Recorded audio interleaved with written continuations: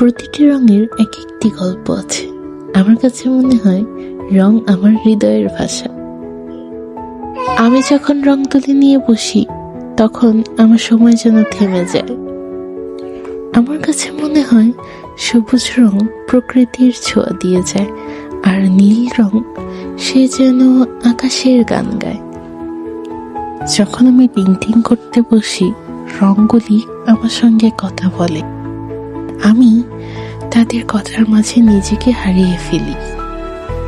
প্রতিটি রং আমাকে স্বপ্ন দেখায়, আমার মাঝে নতুন অনুভূতি জাগায়। রং আমার অন্তরের অনুভূতিগুলোকে শব্দ ছাড়াই বোঝে। আমি কোনো প্রফেশনাল আর্টিস্ট না, তবুও রং তুলির প্রতি আমার অন্যরকম একটা ভালোবাসা কাজ করে। আর সেই ভালোবাসা থেকে রং তুলি নিয়ে পেইন্টিং করতে বসে পড়েছি বাচ্চাদের ড্রেসে। আর এইটা বাচ্চাদের জন্য বানানো সেকেন্ড ড্রেস, যার উপরে আমি ফেইরি হাউস পেইন্টিং করার ট্রাই করেছি। তোমাদের কাছে কেমন লাগলো আমি কমেন্টে জানাতে পারো। আল্লাহ হাফিজ।